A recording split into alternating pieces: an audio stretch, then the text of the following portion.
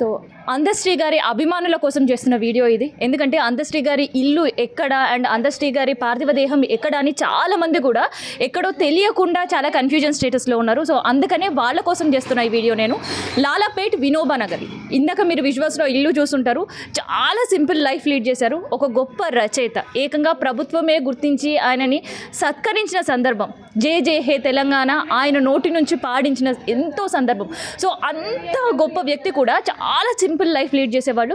So ఒక్కసారి వాళ్ళ ఇంటి దగ్గర మనం విజువల్స్ చూసినాం కదా, ఆయన ఇల్లు ఎంత సింపుల్గా ఉంది, ఆయన ఎంత సింపుల్గా లైఫ్ లీడ్ చేసేవాళ్ళు. సో ఇదంతా కూడా ఒక యంగ్ జనరేషన్కి అండ్ ఎవరైతే ఇప్పుడిప్పుడు రాజకీయాల్లో అడుగు పెట్టే వాళ్ళకి ఇది ఒక ఆయన నిదర్శనం. ఆయన లైఫే ఒక నిదర్శనం అయితే ఆయన సింపుల్గా లీడ్ చేసే ఆయన లైఫ్ స్టైల్ ఇంకొక నిదర్శనం అని చెప్పొచ్చు. ప్రజెంట్ నేను వాళ్ళ గల్లీలో ఉన్నానని చెప్తా, వాళ్ళ బస్తీలో ఉన్నానని చెప్తా. ఒక్కసారి వాళ్ళతో మాట్లాడదాం. ఎందుకంటే ఇక్కడ చాలామంది అభిమానులు, ప్రతి ఒక్కరు కూడా ఒక అటాచ్డ్గా ఉండేవాళ్ళైనా. సో మీ పేరేంటంటే? మహేశ్వరి. అందశ్రీ గారు తెలుసండి. సో ఎన్ని సంవత్సరాలుగా ఇక్కడే ఉంటున్నారు వాళ్ళు? నేను చిన్న ఉన్నప్పటి నుంచి చూస్తున్నాను, అంకుల్ ఇక్కడే ఉన్నారు. చాలా బాధలు పడ్డాడు పాపం, చాలా చాలా అంటే చాలా గరీబోడు అంకుల్. కానీ అందరిని ప్రేమతోడు పలకరించుకుంటూ వెళ్తాడు. ఎలా ఉన్నారు, బాగున్నారా, తిన్నారా, ఉన్నారా, స్కూల్కి వెళ్తున్నారా, పిల్లలు కాలేజ్కి వెళ్తున్నారా, చదివించమ్మా పిల్లల్ని అనేటోడు. ఒక్కరోజు జాబ్కి వెళ్ళకుండా ఇంటి దగ్గర ఉన్న ఏమైందమ్మా జాబ్కి వెళ్ళలే, ఈరోజు ఇంట్లో ఉన్నావు అని పలకరించేటోడు. ఏదన్నా అడిగినా కూడా సాయం చేసేటోడు, మంచిగా నిలబడి మాట్లాడేటోడు అంకుల్. అంకుల్ లేరు అనే విషయం ఎప్పుడు తెలిసింది మీకు అసలు? మార్నింగ్ 6 o'clockకి I'm Asha worker this area.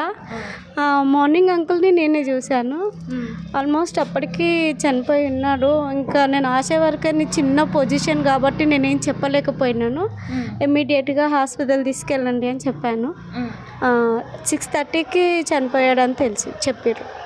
First ఆయన హెల్త్ కండిషన్ ఎట్లా ఉండే అసలు మీరు చూసినప్పుడు? నేను 1 week అయిపోయింది అంకుల్ని చూసి. 4 days నుంచి ఫీవర్ ఉందని చెప్పాడు ఆంటీని అడిగాను, అంకుల్ కనిపించట్లేదు ఏంటంటే ఫీవర్ ఉందమ్మా అని చెప్పారు. హాస్పిటల్ తీసుకెళ్తారు అంటే తీసుకెళ్తున్నామని చెప్పి అన్నది. బాగానే ఉంది, పర్లేదు అని ఉన్నది. మార్నింగ్ బీపీ అటాక్ అయ్యి చనిపోయాడు. సో బీపీ ఉండిందేనా ఆయనకి? బీపీ ఉంది అని అన్నారు. సో మెడిసిన్ తీసుకునే వాళ్ళు రెగ్యులర్? అంటే ఫ్యామిలీ చాలా కేర్ తీసుకుంటాడు అంకుల్. చాలా బాగా చూసుకుంటారు ఆంటీ వాళ్ళు. మంచిగా రాగి సంగటి ఇలాంటి అసలు మన ఇండియన్ ఫుడ్లో ఆయననే నేను విలేజ్ ఐటెంలు తినడం చూడడం. నేను నా ఒంట్లో బాగాలేనప్పుడు కూడా అంకుల్ అనేటాడు, ఇవి తినమ్మా అని ఎక్స్ట్రా మరీ చేపించుకొని తీసుకొచ్చి ఇచ్చేవాడు. ఏం తినేవాడు ఆయన? ఫుడ్ హ్యాబిట్స్ ఎట్లా ఉంటుంది? ఫుడ్ హ్యాబిట్స్ అంటే రాగి సంగటి, మళ్ళీ కొర్రెలు, బ్రౌన్ రైస్ ఇట్లాంటి, అంటే కొన్ని పేర్లు నాకు తెలియదు. తను తినేవాడు. మిల్లెట్స్ ఎక్కువ, విలేజ్ ఐటమ్స్ ఎక్కువ తినేవాడు. ఆకుకూరలు అవే తింటాడు చాలా మటుకైతే. ఎప్పుడైనా మీకు హెల్త్ బాగాలేని సందర్భం ఏదైనా పలకరించినప్పుడు మీకేం చెప్తుండే, ఏం తింటే మంచిదని చెప్పేది?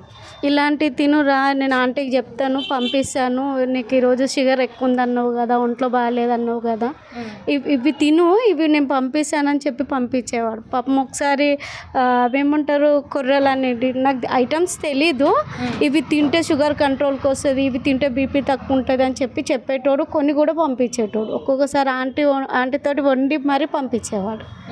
చాలా బాగుంటుంది ఆంటీ కూడా. అంకుల్ కూడా బాగుండమ్మా, తినమ్మా అని ఎంబడి పడేటోడు. వాళ్ళకి పిల్లలు ఇక్కడే ఉంటారా వాళ్ళు? ఆమెకు 4 పిల్లలు, అంకుల్కి 3 ఆడపిల్లలు, 1 బాబు. పెద్దమ్మాయి మ్యారీడ్ అయింది, బాబు 2 పిల్లలు ఆమెకు. రెండో అమ్మాయి అవుట్ ఆఫ్లో ఉంది, మొన్ననే వెళ్ళింది ఆమె. చిన్న అమ్మాయి ఇక్కడే ఉంటుంది, అబ్బాయి ఇక్కడే ఉంటాడు, ఇక్కడ వీళ్ళతో ఉంటారు. సో జే జే హే తెలంగాణ అనే గీతం ఆయన నోటి నుంచి ఆయన పాడేటప్పుడు ఒక డయాస్ పై నుంచి చాలా వైరల్ అయిపోయినాయి ఆ వీడియోస్. అప్పుడు అది విన్నప్పుడు ఏమనిపించింది అసలు మీకు? యాక్చువల్లీ నేను అప్పుడు ఎమర్జెన్సీ వార్డులో ఉండానండి. అంకుల్ వచ్చాక చెప్పిండు, చూసినావా తల్లి అంటే చూడలేదు అంకుల్ అని చెప్పాను. తను రేవంత్ సార్ని కలిశానని చెప్పాడు. అంకుల్కి అప్రిషియేట్ చేసిన కంగ్రాట్స్ చెప్పాను అంకుల్కి. నేను అడిగిన అంకుల్ మేము ఆశా వర్కర్లం కదా, నా గురించి ఏమన్నా వాడచ్చు కదా అని అడిగాను అంకుల్కి. అంకుల్ ఏమన్నాడంటే, చూస్తున్నాను మీ బాధలు, మీకు రేవంత్ సార్తో కూడా కల్పిస్తాను అని చెప్పి అన్నాడు. ఇంకా ఇట్లా అయిపోయింది అంకుల్. సో ఇన్ని సంవత్సరాల నుంచి కూడా చూస్తున్నారు, ఒక ప్రభుత్వం ఆయనకి హోదా ఇచ్చిన తర్వాత ఆయన ఎట్లా ఉన్నాడు, అంతకుముందు ఎట్లా ఉండే? సేమ్ యాజ్ ఇట్ ఈజ్ ఉన్నాడు. అప్పటికిప్పటికి ఏమీ మారలే నేను అంకుల్. నేను చిన్న ఉన్నప్పుడు ఎట్లా చూసిన అంకుల్ని ఇప్పుడు అట్లానే ఉన్నాడు.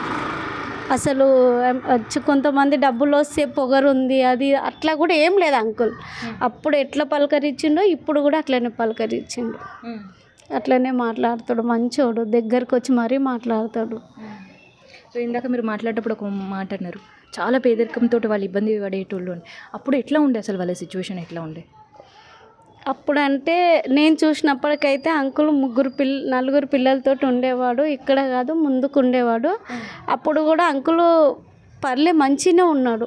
పేదరికంలో ఉన్నా కూడా ఏనాడు నాకు ఇది లేదు అన్నట్టు లేకుండే అంకుల్. ఇప్పుడు కూడా నాకు ఇది లేదు అన్నట్టు లేదు. అప్పటికిప్పటికి సేమ్ ఉన్నాడు. కానీ ఆ పొజిషన్ నుంచి ఇప్పుడు మొన్న ఏదో అవార్డు తీసుకున్నాడు అంకుల్. అప్పుడు కూడా ఆయనకు గర్వం రాలేదు. నేను అవార్డు తీసుకున్న వీళ్ళతో వాళ్ళతో మాట్లాడాలని ఏం లేకుండే అంకుల్కి. అప్పుడు ఎట్లా మాట్లాడిండో ఇప్పుడు అట్లా మాట్లాడాడు. మంచితనం ఉంది అంకుల్ దగ్గర. సో ఆఖరిగా మీరే చూసారు ఆయన్ని, అసలు ఆఖరిగా చూసినప్పటికీ ఆ తర్వాత అంటే ఆయన వాళ్ళ ఫ్యామిలీ వాళ్ళ భార్య ఉన్నది. వాళ్ళ భార్య ఈ పక్కన అక్క ఉంటుంది. ఆ అక్క నేను పడుకున్నాను, వచ్చి డోర్ కొట్టారు. డోర్ కొట్టి ఏమైంది అక్క అంటే ఇట్లా అంకుల్ పడిపోయినరా ఒకసారి రావానంటే మా హస్బెండ్ని పంపించిన. నేను వెళ్ళే వరకు అంకుల్ చనిపోయాడు. సో అదే ఆయన చూడడం. ఇప్పుడు గ్రౌండ్కి కూడా వెళ్ళినా, నాకు అసలు మ్యాక్సిమం ఒంట్లో బాగాలేదు. అయినా కానీ చివరి చూపన్నా చూద్దామని వెళ్ళినా, కానీ అక్కడ మందిలో చూడలేకపోయారు. కానీ ఆఖరికి ఇంకా ఇక్కడ ఇంట్లో కుప్పకూలిందంటే చూసింది మీరే ఫస్ట్? చూసిన వాళ్ళ వైఫ్, నేను, వాళ్ళ ఫ్యామిలీ తర్వాత నేను చూసిన. అదే మీకు ఇంకా ఇప్పుడు ఆఖరి చూపు అంతే.